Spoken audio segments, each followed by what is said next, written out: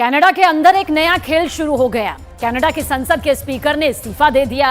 Justin Trudeau के विरोधियों की ये मांग तो पूरी हो गई, लेकिन अब ट्रूडो पर भी इस्तीफे का दबाव बन गया है। दरअसल कनाडा की संसद में हिटलर के सैनिक के सम्मान के बाद अब हालात ये हो गए हैं कि ट्रूडो संसद में मुंह दिखाने लायक भी नहीं रहे। भारत के खिलाफ जहर उगलने के बाद उनको पूरी दुनिया में बदनामी भी उठानी पड़ रही है।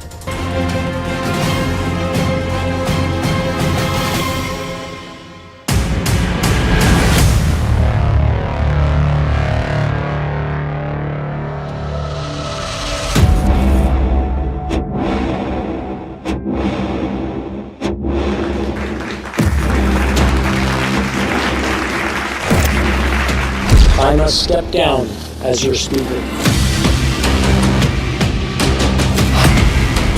कनाडा की संसद के स्पीकर ने इस्तीफा दिया।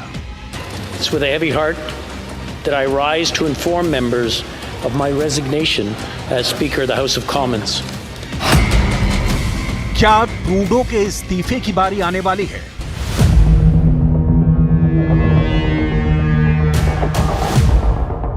जब से कनाडा के प्रधानमंत्री जस्टिन ट्रूडो ने भारत के खिलाफ जहर उगला है, तब से जस्टिन ट्रूडो से उनकी किस्मत ही रूठ गई है।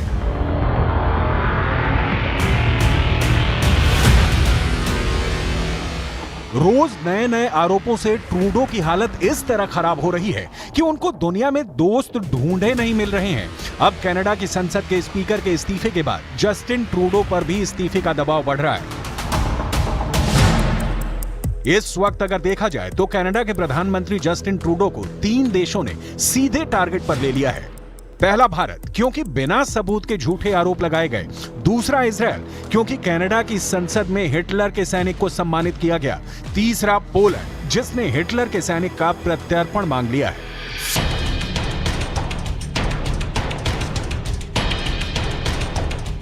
इसके अलावा नाटो के कई देश और यूक्रेन भी ट्रूडो के कारनामों से असहज महसूस करने लगा है।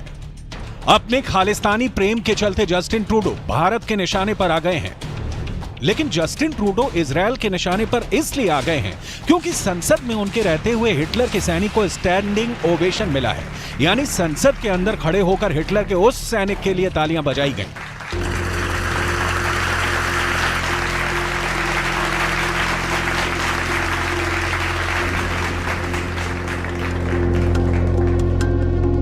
जिस पर यहूदियों के कत्लेआम का इल्जाम है, और इसीलिए अब दुनिया की यहूदी लॉबी कनाडा से नाराज हो गई है।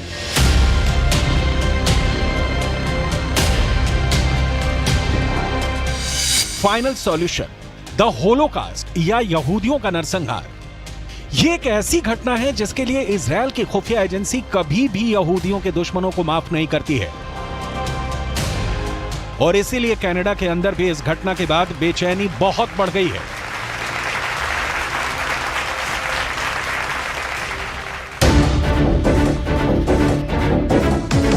ट्रूडो ने अपनी हरकतों से नाटो के 30 देशों को भी शर्मिंदा कर दिया है, क्योंकि अब रूस की तरफ से भी यह प्रोपेगेंडा चलाया जा रहा है कि कनाडा की संसद में हिटलर के सैनिक का सम्मान करके कनाडा ने रूस की बात को सही साबित किया है। पुतिन पहले से ही यह कह रहे हैं कि दूसरे विश्व युद्ध की तरह इस बार भी यूक्रेन की जमीन का इस्तेमाल करके हिटलर की नाजी विचारधारा के नियो नाजी लोगों ने ही रूस पर हमला किया है। और कनाडा में हिटलर के सैनिकों के सम्मान ने पुतिन की इस विचारधारा को और मजबूत किया है।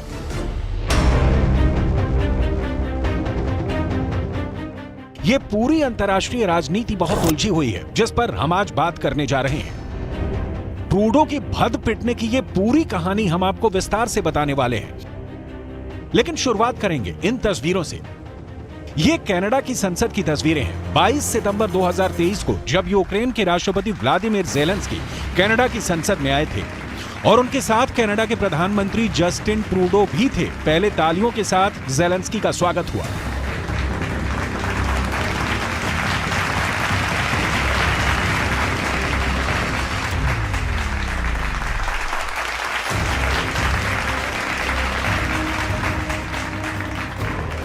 उसी वक्त अचानक कनाडा की संसद के तत्कालीन स्पीकर एंथनी रूटे ने यारा सलो हुंका के सैनिक का परिचय पूरी संसद से यह कहकर कर पाया कि यारा सलो हुंका कनाडा के हीरो हैं, यूक्रेन के हीरो हैं, 98 साल के हैं और दूसरे विश्व युद्ध में उस सेना में शामिल थे जिसने सोवियत संघ को हराया था। फिर देखिए कैसे तालियां बजी यूक्रेन की संसद में। We have here in the chamber today Ukrainian Canadian world veteran from the Second World War who fought the Ukrainian independence against the Russians and continues to support the troops today, even at his age of 98.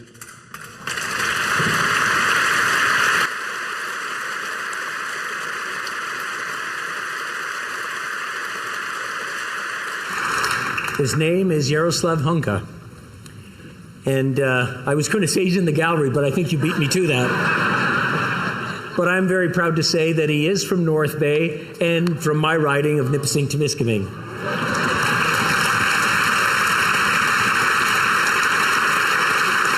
He's a Ukrainian hero, a Canadian hero, and we thank him for all his service. यहूदियों के कातिल Hitler के सैनिक का सम्मान जिस वक्त हो रहा था, उस वक्त खुद यूक्रेन के राष्ट्रपति ज़ेलेंस्की भी तालियां बजा रहे थे। ज़ेलेंस्की खुद भी यहूदी हैं और उनको भी अब काफी शर्मिंदगी उठानी पड़ रही है कि उन्होंने यहूदियों के कातिल के लिए ही तालियां बजा दी। आखिर ये कैसे हुआ? आखिर कनाडा की संसद में इतनी बड़ी गलती कैसे हो गई? दरअसल यारा सलो हुंका कनाडा के संसद के तत्कालीन स्पीकर एंथनी के संसदीय क्षेत्र के ही रहने वाले थे। यहीं से स्पीकर की पहचान हुंका से हुई थी। 98 साल के यारा सलो हुंका की यही पहचान एंथनी को पता थी कि वो रूस से लड़ने वाले दूसरे वर्ल्ड वॉर के सैनिक थे और इसीलिए स्पीकर ने वाहवाही के लिए उनको संसद में बुलाकर स्टैंडिंग ओवेशन ये कहकर दिलवा दिया कि ये दूसरे वर्ल्ड वॉर में रूस से लड़े थे। लेकिन 24 सितंबर को यहूदियों पर रिसर्च का काम करने वाली कनाडा की एक संस्था ने यह बयान जारी कर दिया कि यारा सलो हुंका दूसरे वर्ल्ड वॉर में हिटलर की सेना 14th वाफे एसएस गैलिशिया का सैनिक थे, जिसने पोलैंड और यूक्रेन के अंदर यहूदियों को मारने में अहम भूमिका निभाई थी। ये खुलासा होते ही पूरी दुनिया में हड़कंप मच गया। सबसे ज्यादा नाराज इजराइल हुआ, जो कि एक यहूदी देश है। दुनिया भर में यहूदी संगठनों ने भी ट्रूडो की आलोचना शुरू कर दी। इसके बाद ट्रूडो ने खुद को बचाने के लिए कनाडा की संसद के तत्कालीन स्पीकर को आगे कर दिया। बाद में कनाडा के स्पीकर ने एक चिट्ठी जारी करके पूरी घटना की सारी जिम्मेदारी अपने सिर पर ले ली और फिर इस्तीफा दे दिया। It's with a heavy heart that I rise to inform members of my resignation as Speaker of the House of Commons.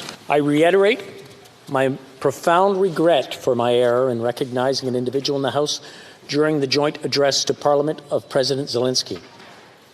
That public recognition has caused pain to individuals and communities, including the Jewish community in Canada and around the world, in addition to survivors of Nazi atrocities in Poland, among other nations.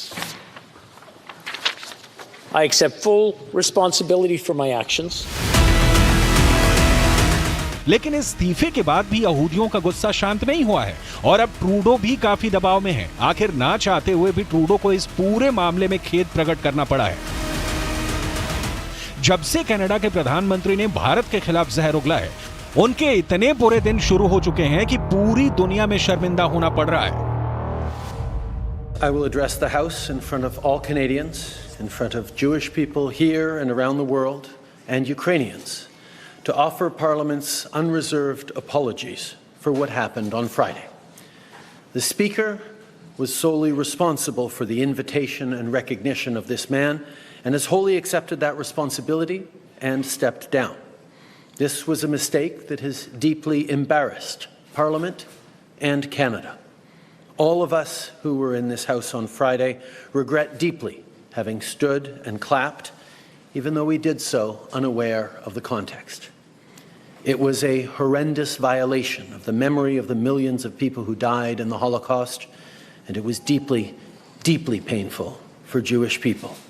It also hurt Polish people, Roma people, 2S LGBTQI+ people, disabled people, racialized people, and the many millions who were targeted by the Nazi genocide. पड़ोसी मुल्क पाकिस्तान अब अफगानिस्तान से आए शरणार्थियों के खिलाफ बड़ा action लेने जा रहा है। पाकिस्तान में सभी अवैध अफगान शरणार्थियों को वापस भेजने का फैसला किया गया। खबर है कि पाकिस्तान